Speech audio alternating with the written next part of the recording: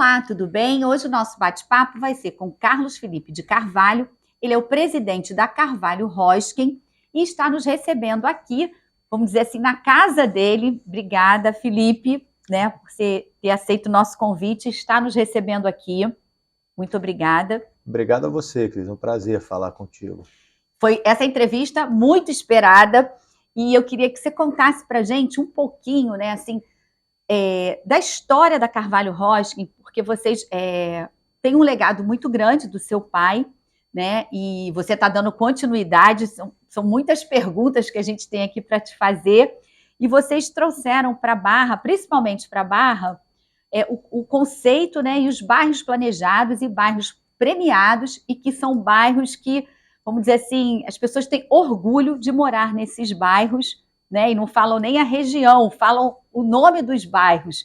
Então, como é isso, ter bairros, assim, vamos dizer, desejados, né, e valorizados, que é muito importante para quem compra para morar, para investir. Uhum. Queria que você contasse um pouquinho disso para a gente, né, como foi, né, como você, seu pai sempre visionário, como é isso? Perfeito.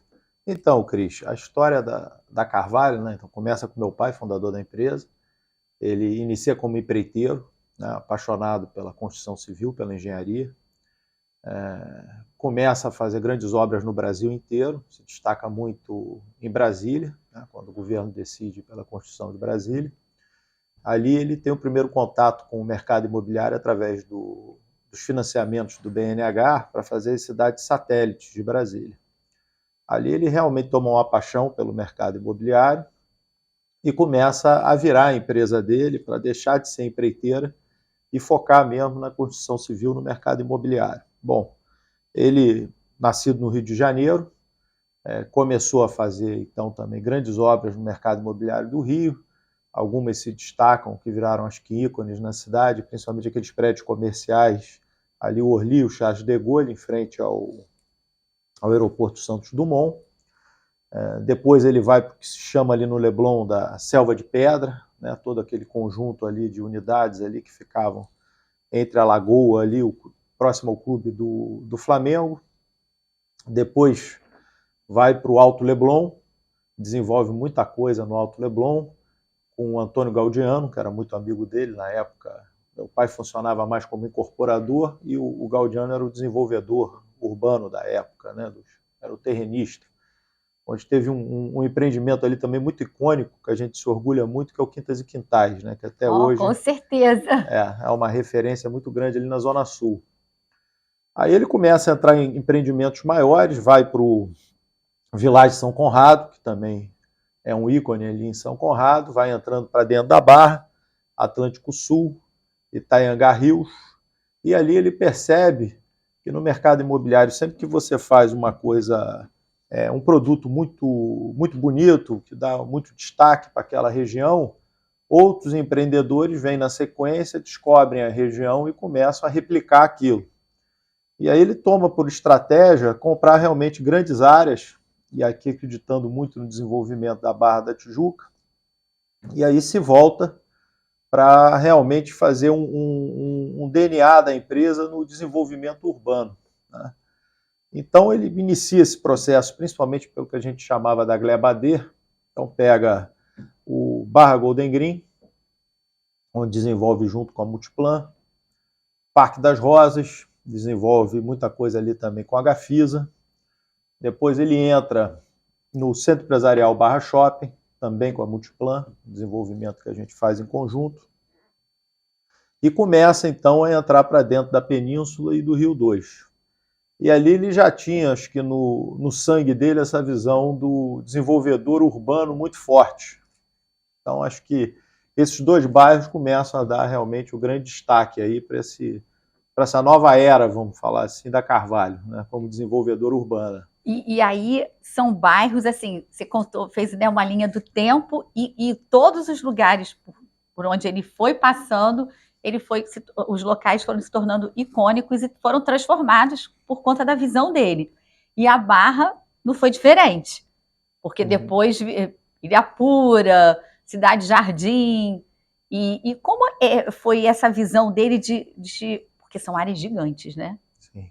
E a pessoa tem total, as famílias, enfim, tem total qualidade de vida e tem tudo ali, né? Se diverte, pode fazer tudo. Como ele chegou a isso? Já era uma coisa que ele tinha em mente? Você, com certeza, eu sei, você sempre acompanhou muito seu pai de perto, né, no dia a dia da empresa. Sim, tive essa sorte. Pois é. Então, quando ele percebe realmente, se dá conta da escala dessas áreas para você desenvolver, e aí começa a entrar o custo da infraestrutura para desenvolvimento dessas áreas, a questão dos parques públicos que você doa para a municipalidade, mas você precisa implantar e cuidar desses parques.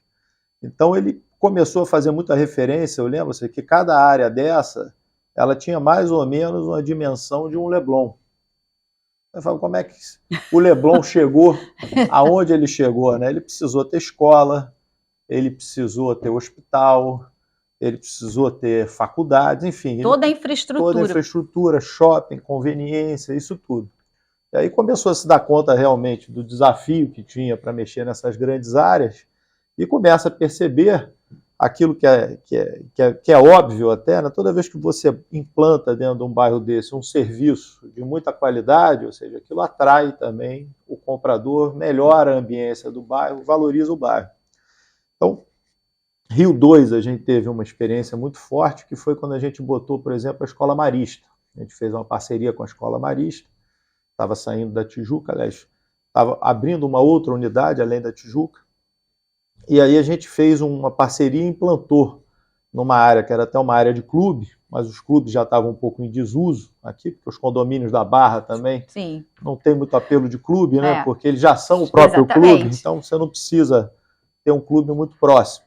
E aí a gente faz ali realmente a Escola Marista, e aquilo muda totalmente a visão do consumidor para o Rio 2, porque passa a ser realmente muito próximo de uma escola de referência. Isso nos ajudou também a viabilizar a implantação do Shopping Rio 2, onde a gente começa a trazer supermercados de qualidade, cursos, todo tipo de conveniência. Ou seja, aproximando tudo do bairro planejado, né? Do bairro planejado. Toda a infraestrutura. Exatamente.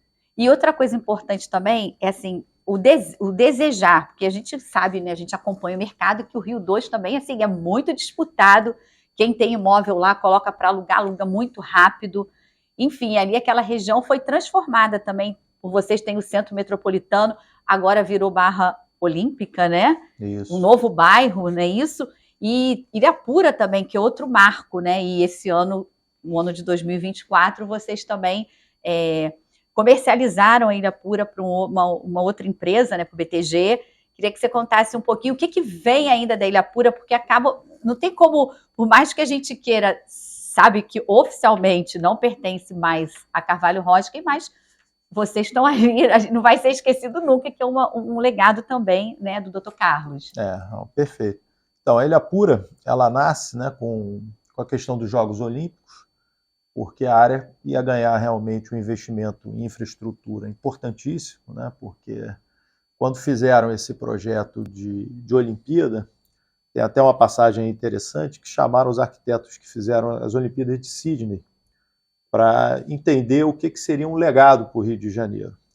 E os arquitetos de Sydney, eles chegam à seguinte conclusão, que o legado era fazer a Barra da Tijuca se comunicar melhor com o restante da cidade.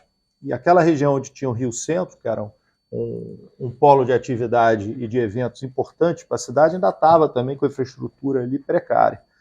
Então, o governo se compromete com essa infraestrutura e determinados empreendedores se comprometiam com outras questões relativas à execução dos jogos. Nós ficamos com esse compromisso de desenvolver a vila, foram 31 torres, né, de 18 pavimentos, uma obra muito grande, se eu não me engano, dá 450 mil metros de obra, subindo ao mesmo tempo, era um desafio enorme. A gente toca isso adiante, e quando chega mais ou menos em 2016, que foi para a entrega da vila para os Jogos, o Rio, na sequência, começa a apontar para uma crise como todo o Brasil. Verdade. Né? Bom, essa foi uma crise bem aguda que o país passou. A Ilhapura, que a gente tinha feito toda uma curva de comercialização, a gente abrindo aos poucos, em que pese os condomínios estarem todos já edificados, tinha todo um cronograma de abrindo aquilo, isso atrasou além da conta, e o empreendimento, de fato, começou a precisar de um novo apoio financeiro para que ele tivesse uma sequência. E aí foi realmente feita uma parceria com o BTG, onde ele entra nessa primeira fase da Ilha Pura, que são essas 31 torres. Ele já pega um empreendimento com 1/3 de comercialização concluído, outros 2/3 ainda por fazer. Termina determinados investimentos que estavam faltando no bairro planejado, para ancorar melhor o bairro. Fizemos uma parceria com eles agora recente, por exemplo, o Colégio PH está indo para lá, para um lote que era da Carvalho, onde o BTG foi fundamental aí também para incentivar essa ida da escola PH para lá. Estamos vendo já também uma frente nova de comércio, além da que já existe, com supermercado também de ponta para entrar ali na região. E o que a gente olha para Ilha Pura para o futuro é que a gente tem ainda os outros 2/3 também do restante dos lotes da Ilha Pura, que fazem parte do bairro planejado, para comercializar.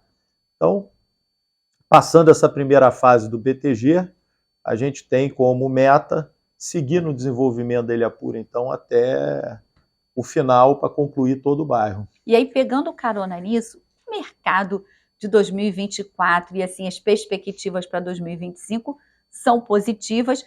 A gente sabe que a gente está com uma Selic, a taxa Selic, né, que é a taxa básica de juros, um pouquinho elevada, mas o mercado está bastante otimista em relação ao próximo ano, e 2024 foi um ano bom. Perfeito. É isso?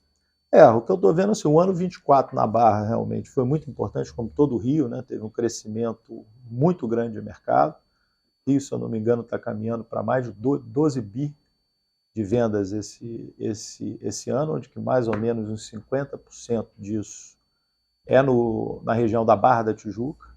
Então, ou seja, mostra realmente a força da Barra no Rio.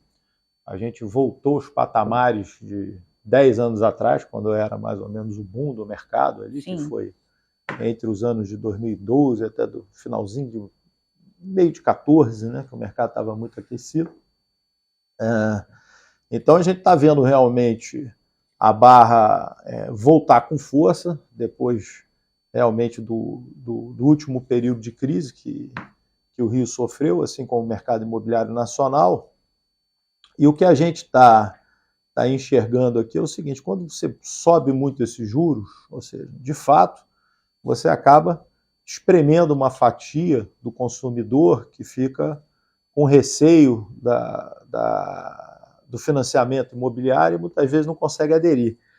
Agora, outras classes, principalmente aquelas mais abastadas, essas não deixam de comprar o imóvel por causa disso. E a Barra atende muito também esse tipo de cliente, né? Então, o que a gente está percebendo é realmente a alta e altíssima renda se posicionando aqui com produtos para atender esse tipo de público. E a Barra absorve muito bem, como você colocou, porque até da própria península, né, vocês têm ali empreendimentos que realmente, né, se destacam, né, assim, de alto padrão mesmo. Sem dúvida.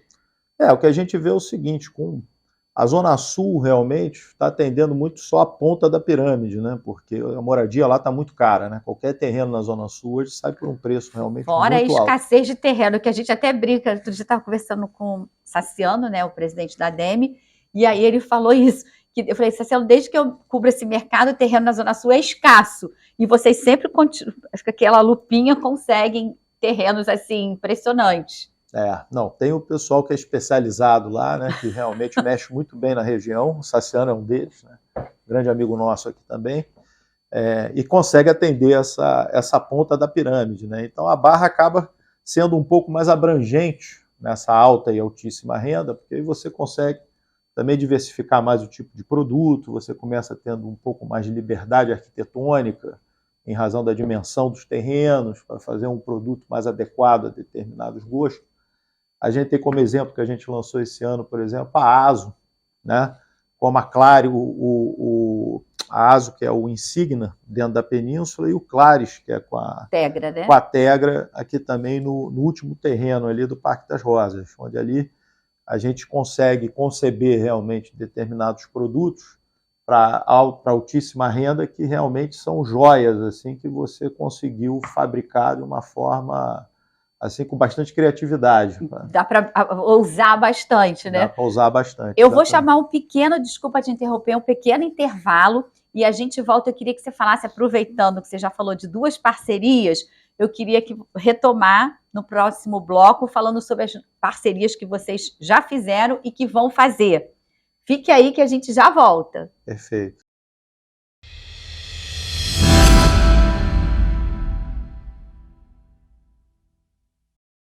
Olá, e voltamos com Carlos Felipe de Carvalho, presidente da Carvalho Hosking, que vai contar para a gente agora como é que são feitas essas parcerias. Você falou da Tegra, falou da ASO, mas a gente sabe que teve uma parceria que também abalou o mercado, quer dizer, o mercado voltou a ser um mercado em um final de semana, na parceria que vocês fizeram com a Patrimar. Então a gente tem que trazer, tem um tempinho, mas vale a pena a gente falar, porque realmente teve fila, foi muito bacana, né? E muitas unidades vendidas em pouco tempo. Foi, realmente foi surpreendente esse empreendimento que foi o Grand Cartier, né? Era a última grande quadra que nós tínhamos para desenvolver no Rio 2. Era realmente uma quadra que a gente estava olhando com muita atenção, com muito carinho, para ver que tipo de produto que a gente colocaria.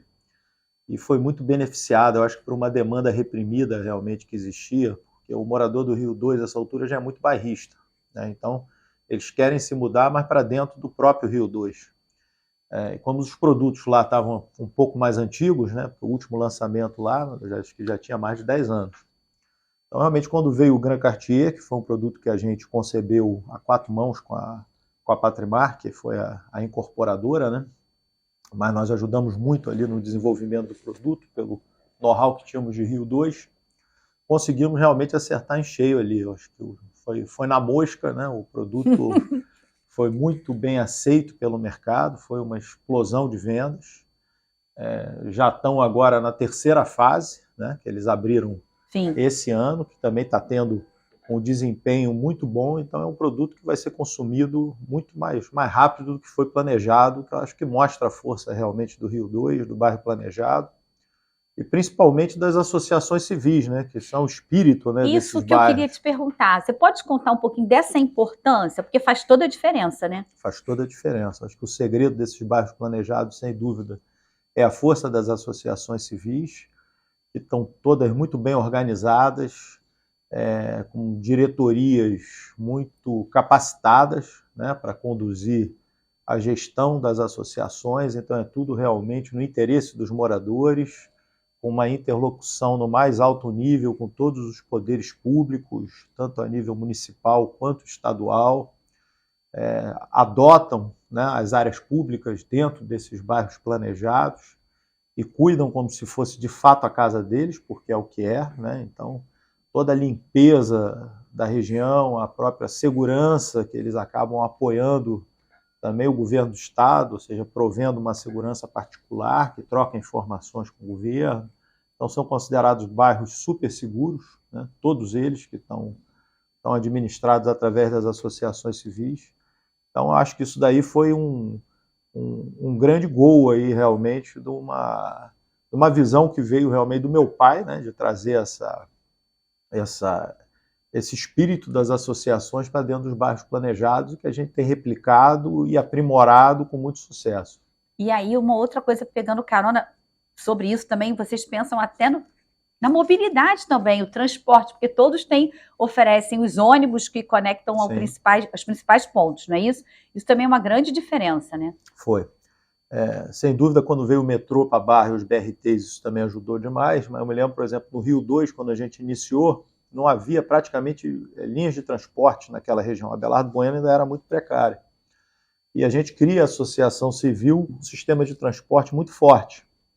E isso aí melhora muito a comercialização, a satisfação dos moradores, ou seja, porque eram ônibus todos climatizados, do tipo frescão, que levavam os principais pontos de necessidade dos moradores, né? E aí a Península, na sequência também, quando monta o sistema de transporte, já monta ancorado no metrô, que já estava ficando pronto, e aí também é um grande sucesso. Se replica na Ilha Pura e também no Cidade Jardim. Ou seja, faz toda a diferença, né? Porque assim, são grandes áreas, praticamente são cidades inteligentes, né? Isso. Que funcionam nesses bairros planejados. Além disso, tem arte também, né? Você podia falar um pouquinho do que tem, não é só toda essa infraestrutura, tudo oferecido, ainda tem esse cuidado, esse olhar que foi do seu pai sobre a arte, né? Sem dúvida. Meu pai é um apaixonado por arte, né? Colecionador a vida toda, sempre entusiasta, atento para os movimentos da arte, o que estava acontecendo. Então, quando ele começa o Rio 2, né, que ele cria lá a Praça Bulemax, ele também bota no Rio 2 inúmeras obras, esculturas que tinham de renascentistas e tudo mais.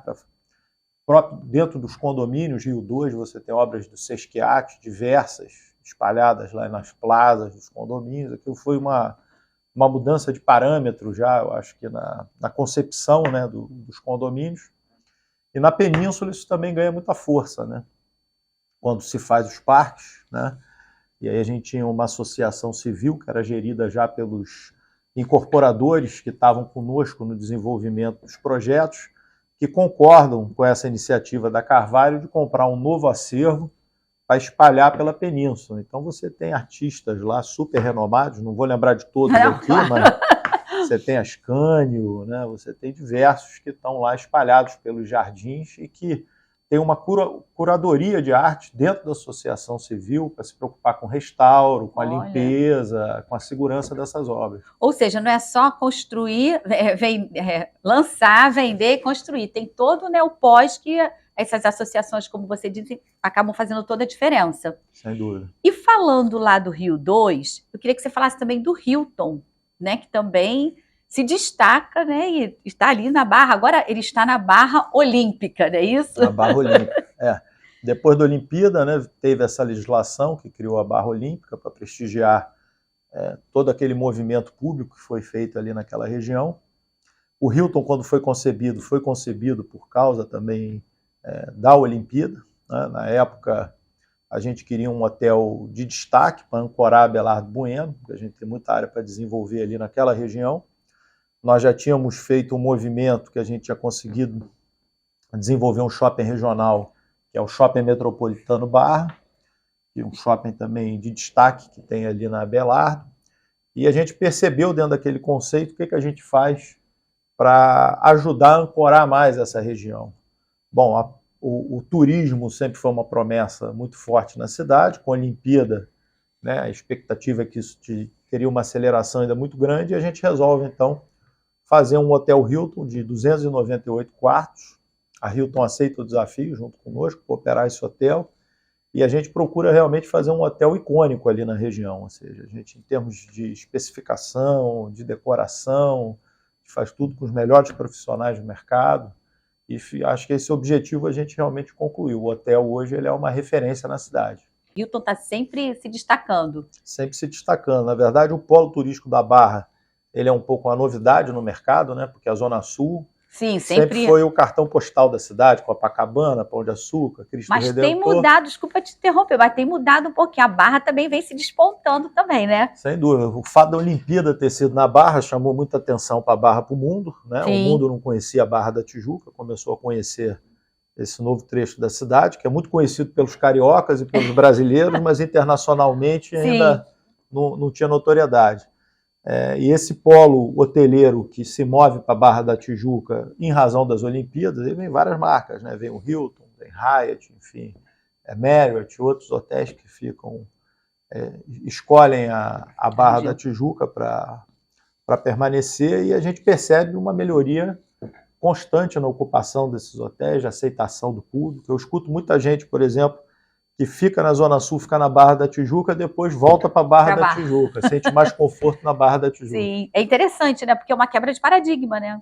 Sem dúvida. E por falar nisso, eu queria saber sobre a Península 2. Você já pode adiantar, falar alguma coisa para quem está nos acompanhando e que deve acontecer alguma coisa em 2025 sobre isso? Como é que está isso? Posso. Não, a Península 2, na verdade, ela realmente não é muito segredo, né? Porque ela já está aí sendo planejada há muitos anos, desde o início da Península 1, né? A gente está chamando de Península 2, mas ainda não batizamos de fato ela, mas é fácil chamá-la de Península 2, porque ela de fato... Um desdobramento, né? Geograficamente ela é também uma península e está vizinha da famosa península, e ela tem uma característica muito forte, que é o que a gente tem que se empenhado muito para conseguir dar a melhor concepção possível, que ela tem um parque privado de 220 mil metros, ou seja, ele é mais ou menos aí do tamanho de um Bosque da Barra em dimensão, onde ali a gente quer fazer um planejamento para que ele tenha realmente uma visitação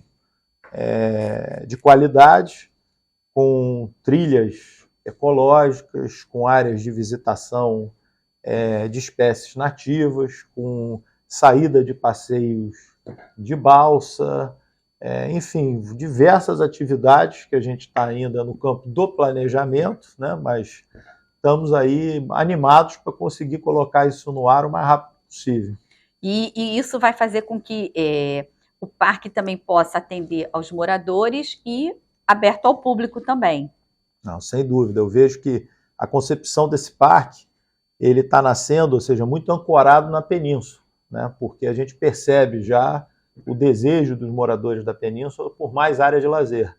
E esse parque, pela proximidade que terá com a península, não há dúvida que os principais usuários serão os moradores ali da península, que já é um público primário que está ali, que já deve estar hoje na ordem de mais de 20 mil pessoas. Então é um público que já vai ser o grande usuário aí desse parque. Demais essa área verde, né, para a região. Exatamente. E eu queria, aproveitando, eu queria fazer uma pergunta. A Carvalho, sempre o foco da Carvalho era classe média, média alta. Dizer isso.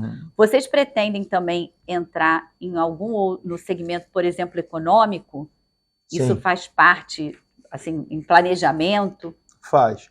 O segmento econômico hoje no Rio, ele é responsável por 50% do volume de unidades que são produzidas, por volume de vendas, se eu não me engano, que está sendo lançado na cidade, mais ou menos uns 50%. Isso está acontecendo a nível nacional, né? Assim, realmente o programa habitacional popular, o Minha Casa Minha Vida, é uma realidade, e a gente percebe já algumas regiões da Barra, e aí eu falo da Grande Barra, né, que já estão afetadas por uma certa desordem urbana, áreas que ficaram conflagradas, que a gente percebe que tem crescido a favelização. Então, a gente consegue destinar algumas dessas áreas hoje para moradia popular. Então, a gente já está com isso no nosso planejamento, pensando já está no radar.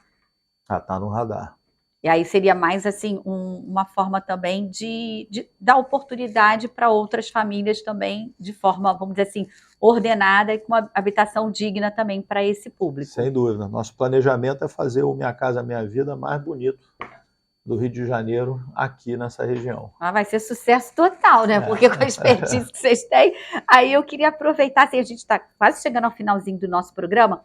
Você acha que, na sua opinião, 2025 vai ser um ano também pro mercado imobiliário? O mercado imobiliário do Rio cresceu já bastante, voltou ao patamar de 10, 12 anos atrás.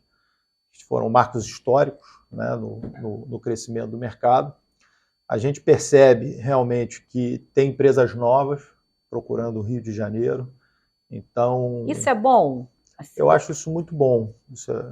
Acho isso muito bom, porque você diversifica mais produto, você aumenta a competitividade, quem sai ganhando com isso consumidor. É o consumidor, né? Porque se melhora a concepção dos produtos. E eu estou vendo a Barra ser muito procurada e muito desejada por empresas do Brasil inteiro. Então, começa a ter muita curiosidade, procura, conversa. Então, eu acho que 2025 vai ser um ano de aproveitar, de colher o que já foi plantado, né?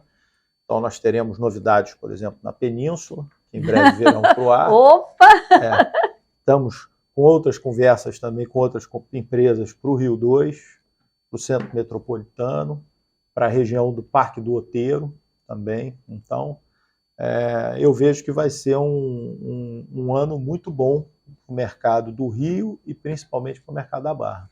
E para a gente fechar, você falou do Centro Metropolitano, a parte comercial, você acredita que já está retomando, digo assim, os imóveis, né, comerciais, as salas? Você acha que pode ser também uma aposta para 2025? Eu acho que sim. Eu acho que hoje você tem muitas lideranças de empresa morando na Barra, você tem muito profissional liberal morando na Barra, se produziu muita unidade comercial naquele período de boom do Rio de Janeiro, isso ainda está sendo consumido, mas eu vejo que tem que se promover uma nova centralidade para atender a esse público da Barra da Tijuca, né? E eu vejo que principalmente aquela região do centro metropolitano tem essa vocação que já vinha do Plano Lúcio Costa, né? Por isso ele foi desenhado com aquela concepção arquitetônica que tem lá, ou seja, aquelas quadras bem definidas, com uma boa infraestrutura de transporte para atender a todos esses lotes. Então eu vejo que aquela região ali, naturalmente, ela vai se impondo com o tempo para ser realmente o polo de comércio da Barra da Tijuca. E aí também, para fechar, tem o Hospital da Redditor também, que vai fazer também um divisor de águas, né? Sem dúvida, tem o Hospital da Redditor, que vai ser, acho que, muito positivo, mais serviço de saúde. Você tem a concessão da XP para o aeroporto de Jacarepaguá, que está estendendo a pista, que melhora a aviação aqui também na região. E aí acaba trazendo também, por exemplo, no caso da saúde, os médicos que querem montar seu consultório, está perto também, já tem opção, já tem... As salas já estão prontas, né? Sem dúvida. Então fica mais fácil. Não, tá fácil. Você hoje montar um escritório na Barra tá fácil. Você tem bastante oferta. Bom, eu quero te agradecer, porque a gente chegou ao final do nosso programa. Obrigada por ter nos recebido aqui. Que você possa voltar mais vezes, viu? Muito obrigado, Cris. Eu que agradeço aí a deferência sempre conosco. Estamos sempre à disposição. Obrigada. Bom, ficamos por aqui. Espero que vocês tenham gostado. Até a próxima.